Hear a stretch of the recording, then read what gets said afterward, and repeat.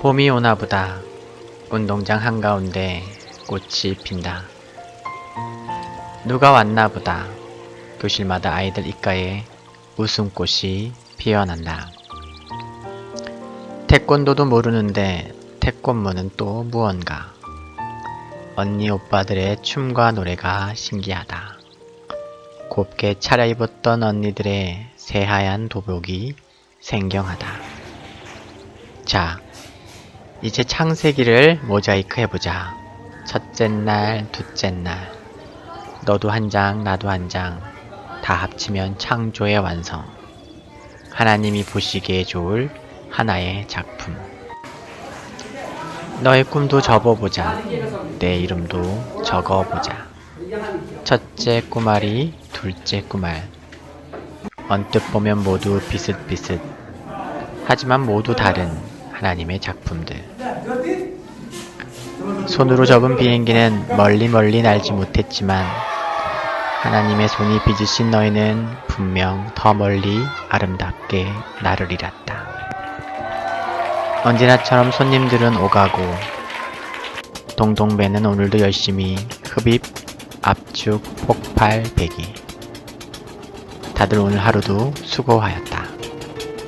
안녕하세요. 인도 현지에서 여러분에게 성경을 읽어드리고 있는 백한승 목사입니다.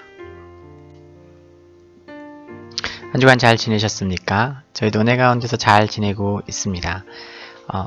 연세대에서 대학교의 팀이 방문했습니다. 한 열흘 정도, 2주가 좀 안 돼 계시는데요. 태권무를 준비해 오셨어요. 네. 태권도를 아시는 분 한 분밖에 안 되지만 도복을 이렇게 다 차려입고 하시니까 여기저기서 호응이 아주 좋습니다. 우리 고아원 아이들, 학교 아이들도 되게 좋은 시간 가졌고요. 창세기 천지창조를 모티브로 각자 한 사람당 하나씩의 그림을 해당하는 날짜에 그림을 그리고 그것을 이제 이렇게 모아서 벽에 붙이는 것을 했어요. 그리고 이제 비행기를 접고 거기에 자기 이름과 꿈을 적어서 이렇게 날리는 걸 했는데 네, 아이들이 날리고 싶어서 막 엄청 설레어 했습니다. 잘 접은 아이들이 그렇게 많지가 않아서 우리가 이제 꿈꾸는 뭔가 이제 비행기들이 하늘을 이렇게 아름답게 수놓는 그림은 만들어지지 않았지만 그래도 아이들이 그렇게 꿈을 날리고 자신의 이름을 바람에 띄워 보내는 모습들이 또 뭉클하기도 하고 또 재미있기도 했습니다. 이렇게 또 또 새로운 팀이 또 오고 또 가고 그러면서 또 계속해서 사역은 진행되고 있습니다. 하나하나 사역에 의미와 가치를 두지만 그보다 더 의미 있는 것은 매일매일 부르신 곳에 잘 살아가고 있는 것이 아닌가 하는 생각을 오늘 말씀을 통해서 또한 해보게 됩니다. 오늘은 창세기 19번째 느릿느릿 성경 99번째입니다. 창세기 13장의 말씀이고요. 우리가 잘 알고 있는 것처럼 롯과 아브라함이 갈라서는 장면입니다. 우리는 이 장면 너무 잘 알고 있죠. 일반적으로는 아브라함의 덕과 대인배적 면봉, 그리고 롯의 쪼잔함, 버릇없음, 예의 없음에 대해서 어렸을 적은 많이 들었던 것 같습니다. 부모뻘 되는 아브라함이 선택지를 주니까 자기가 덥석 좋은 곳을 선택해 갔죠. 당시 이 소돔과 고모라 지역을 이게 지도상으로 보면 우리나라 이게 풍수지리설에서 이렇게 그 좋다는 배산임수 지역입니다. 뒤로는 이제 산이 있고요. 앞으로는 이제 강이 있어서 정말로 여기는 입지적으로는 롯이 이제 부동산 사업을 해야 되는 입지적으로는 아주 발전 여지가 많고 당시에 롯의 눈에는 이집트와 같았다고 하니까 얼마나 번화하고 물자가 풍부한 지역인지 알 수 있죠. 하여튼 그런 곳을 택하는 예의 없는 녀석. 그래서 어렸을 때 이렇게 시골에서 이렇게 설교 들을 때는 뭔가 이제 장유유서 있잖아요. 어른을 먼저 이런 개념에서 그거를 자기가 먼저 선택했다고 이렇게 예의가 없고 뭔가 그런 사람을 됐고 이제 아브라함은 순수한 피해자로서 덕이 있고 참 그 성품이 좋은 분으로 묘사되는 것을 봅니다. 실제 그런 면이 있죠. 그 부분은 분명히 그런 어떤 도덕적인 부분, 윤리적인 부분, 인간이라면 지켜야 되는 예의 측면에서 조금 롯이 기회주의적으로 선택한 부분을 지적할 수 있고, 그 부분에서 의연하게 대처한 아브라함을 칭찬할 수도 있습니다. 그러나 그것보다 한 단계 더 나가서 창세기 13장을 통해서 보여주시고자 하시는 내용들은 조금은 다른 관점에서 봐야 할 것입니다. 일단은 아브라함은 고비를 넘기고 왔죠. 파라오, 이집트로 가서 파라오에게 이제 사기를 쳐서 아내를 이렇게 줬다가, 이제 그것이 하나님의 언약 가운데 너무나 중요한 결정적인 부분, 인간이 하나님의 꿈을 좌절시킬 수 있는 유일한 수단을 아브라함은 자기도 모르게 한 거죠. 그 지난주 모습 통해서 아브라함의 부르심에 대한 무지와 무책임함을 받고, 사실은 그 아브라함을 책망하긴 하지만 우리를 구원하신 하나님의 구원 앞에 무책임하고 또 그 의미에 대해서 무지하다라는 것을 살펴봤었습니다. 그 위기 위에 아브라함은 빠져나왔습니다. 언뜻 보면 아브라함은 엄청 이득을 얻은 것 같아요. 요새 말로 이제 개이득이라고 이제 표현하죠. 잃은 게 하나도 없는 거예요. 일단은 기근을 피했습니다. 엄청난 기근이 몰아닥쳤는데 그 기근을 피했어. 그 기간, 어려운 시간을 지냈고요. 두 번째, 아내를 대가로 지불할 생각이었는데 아주 나쁜 남편이죠. 지불이 되지 않았어요. 이제 첩으로 데려가긴 했지만 손끝 하나 건드리지 못했죠. 온 집안이 하여튼 파라오의 가정이 이제 부정을 타서 하나님께서 심판하시면서 난리가 났습니다. 지금 뭐 새로 들어온 첩 만나고 인사하고 그럴 틈이 없었죠. 세 번째는 뜻하지 않는 재산 증식에 성공을 했습니다. 이게 뭐 돈을 많이 쓰고 올 생각을 하고 갔을 텐데 뭐 물자도 구해야 되고 뭐 잘 보여야 되고, 그런데 오히려 재산이 아주 많이 늘었다라고 성경이 이제 묘사하고 있습니다.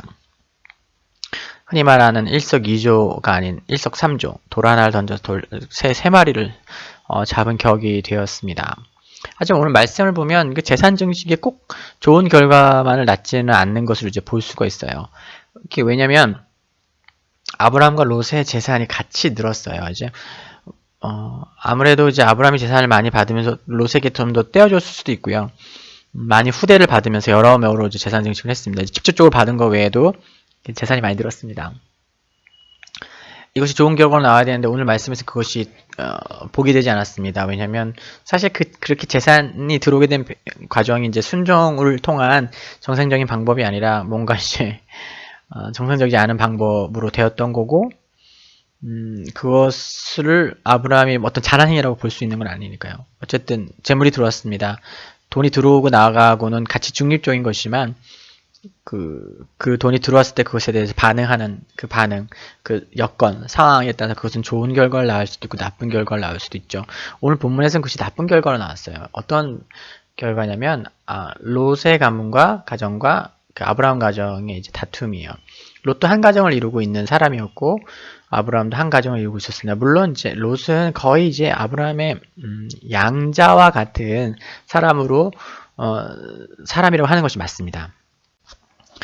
이미 그 갈대아 우르에서 아브라함의 가정은 거의 대책 없고 어떤 대안이 없는 불임 가정이었고, 과거 우리나라도 그랬잖아요. 이제 자식이 없고 불임이면 이제 뭐 친척이나 형제 중에서 이제 자식 하나를 떼어줘서 대를 잇게 해주는 형식으로 자식을 이렇게 주기도 했었죠.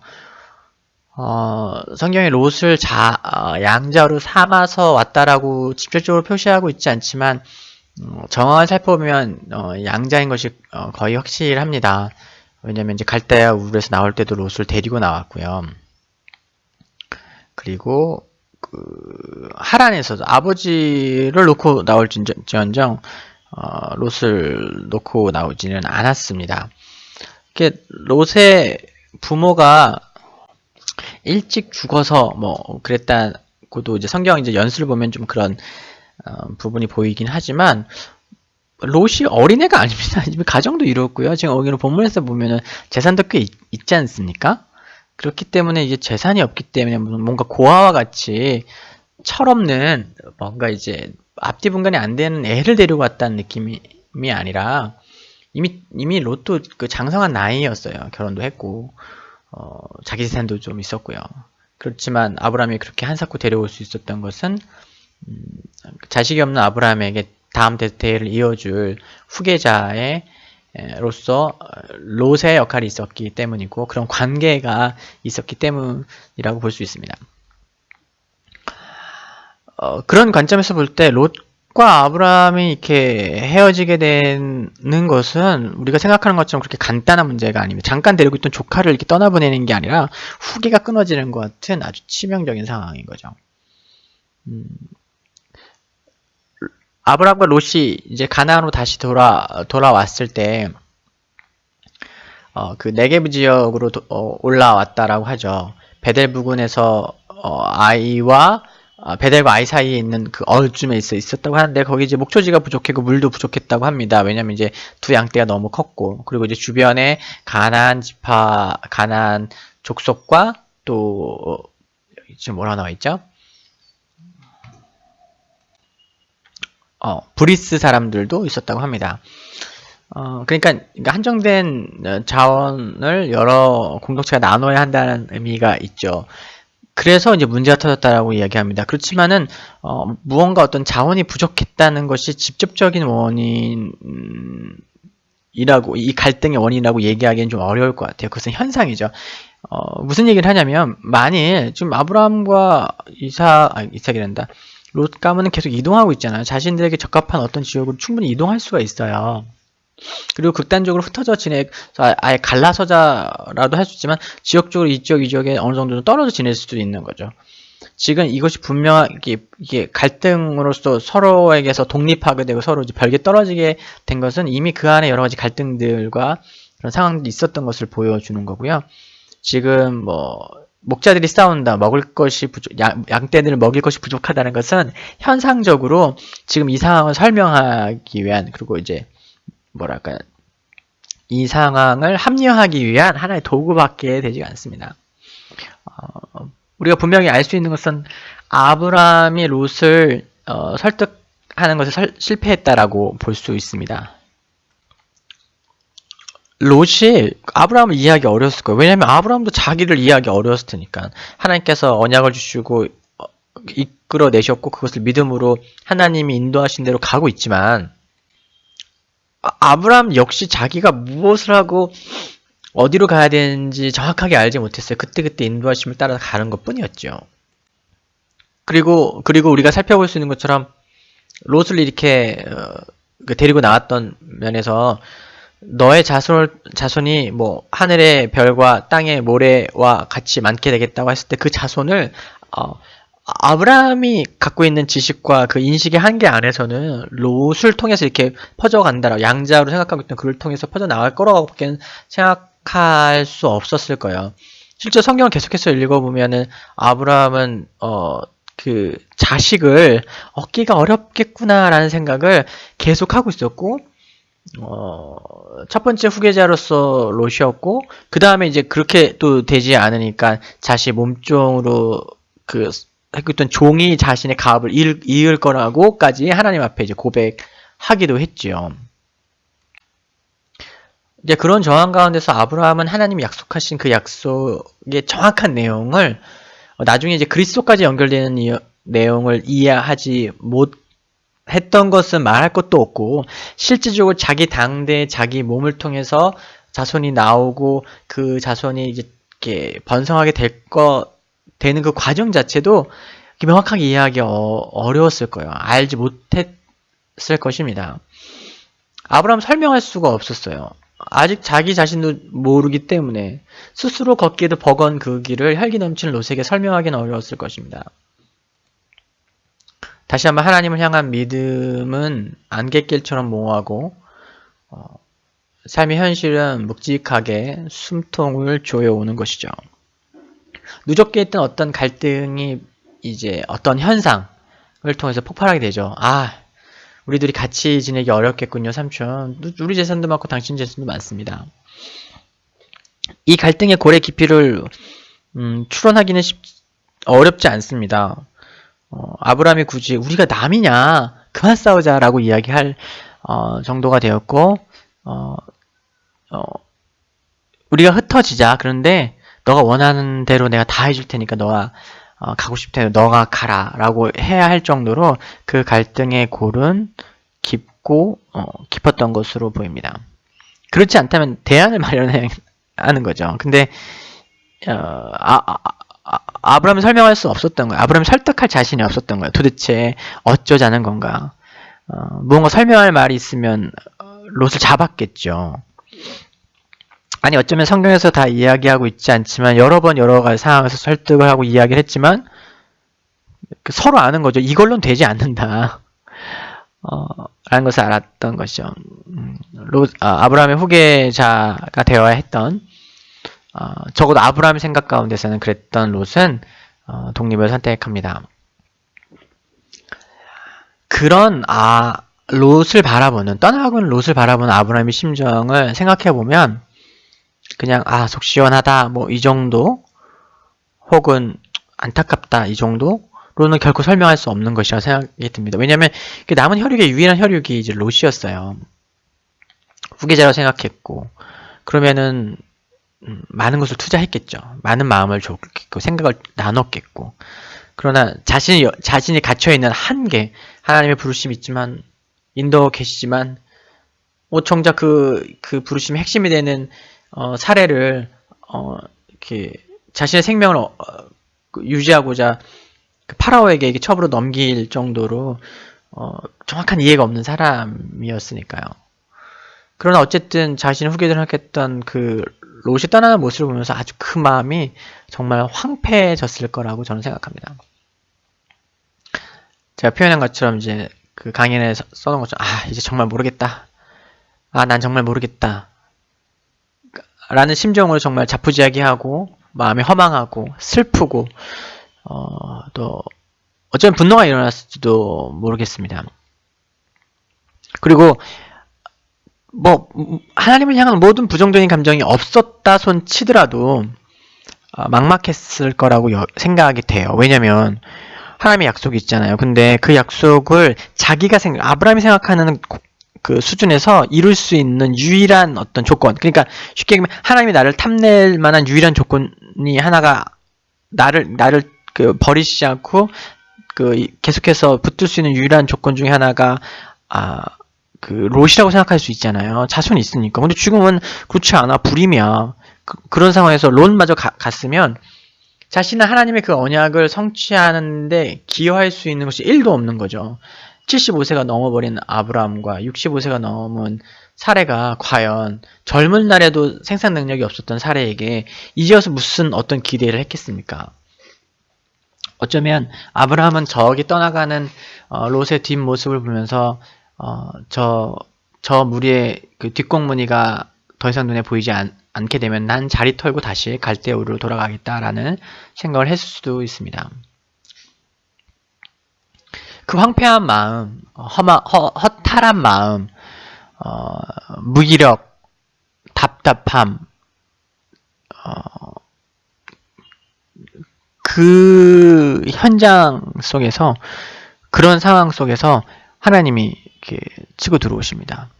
성경을 그냥 이렇게 특별한 관점 없이 이렇게 읽었을 때 이 포인트에서 주님이 왜 나타나실까? 이 포인트가 어떤 포인트인가에 대한 생각이 없었어요. 그러나 다시 한번 말씀드리면서 참 절묘하고 중요한 타이밍이구나. 지금은 붙들어야 되는 때구나. 지금은 얼르고 달래야 되는 때구나.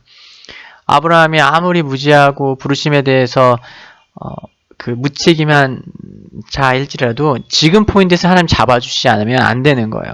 지금 포인트에서 다시 언약을 환기시키고 그 마음을 위로하시고 격려하시지 않으면 할 수 없는 거죠. 하나님 그 타이밍 놓치지 않고 오셔서 약속하십니다.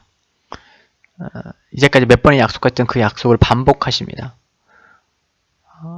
그 하나님, 그때 나타난 하나님, 그 허무함과 허탈함과 분노와 슬픔과 상실감을 느끼는 그 시점에 주님이 나타나셔서 아브라함을 위로하시고, 격려하시고, 약속을 재갱신하시고, 확인해 주셨어요.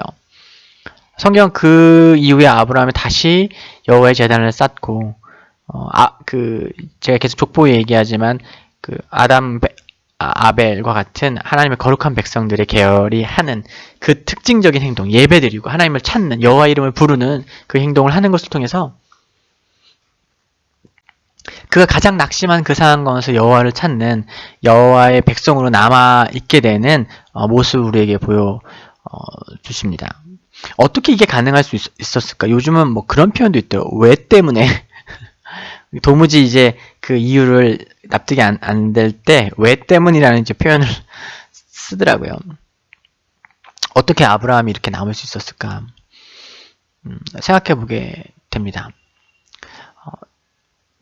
하나님의 큰일이란, 하나님의 열심이라는 그 책에서도 나오는 것처럼 하나님께서 지금 계속해서 아브라함을 만들어 계신 거예요. 믿음의 조상으로서 믿음을 가지고 경험한 것을 통해서 경험하여 아는 믿음으로 인도하고 계신 거죠.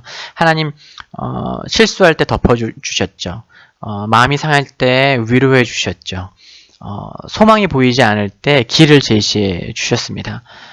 짧은 경험이지만 아브라함은 그 하나님을 다시 한번 경험하고, 이 하나님이 누구이신지 내가 아직은 정확하게 모르고 그 언약, 그분이 나와 함께 이루시자고 하시는 그 언약이 무엇인지 모르지만 분명한 건 이 하나님이 나와 함께 해주시고, 내가 실수할 때 그것을 덮어주시고, 내가 낙심할 때 위로해 주시고, 그리고 나에게 그 하나님과 함께 이룰 그 언약의 어떤 능력, 언약을, 그 약속을 이룰, 함께 나갈 아무런 조건과 아무런 능력과 아무런 가치가 없는 그 순간에도 여전히 하나님의 그 약속은 유효하다. 그것이 겹깨지지 않는다는 것을 알게 되었을 때, 아브라함은 지금 당장 자신이 할 수 있는 그 어떤 것을 하게 되는 것입니다. 그것은 예배하고 하나님을 높이고 하나님 앞에 머무르는 것이죠. 아브라함은 자신이 할 수 없고 다 이해할 수 없는 것에 매달리지 않고 자신이 할 수 있는 것을 했습니다. 근데 그것이 가능했던 근거는 그 하나님의 성품과 하나님의 신실하심을 배워가고 있고 깨달아가고 있고 느끼고 있기 때문이에요. 자신이 가장 외로울 때, 가장 힘들 때, 혼란스러워할 때, 나는 이제 더 이상 가치가 없구나. 하나님이 나와 함께 내 언약, 나와 약속하신 그 언약을 이루시게 해드릴 만한 그것이 나에게 아무런 없다, 자격이 없다고 느껴지는 그 순간에 하나님 오셔서 그렇지 않다, 내가 너와 함께 하겠고 너를 통해서 약속하신 것을 이루겠다라고 하시는 그 하나님을 보면서 그 안에 믿음이 또 조금씩 또 자라나게 되었던 것입니다.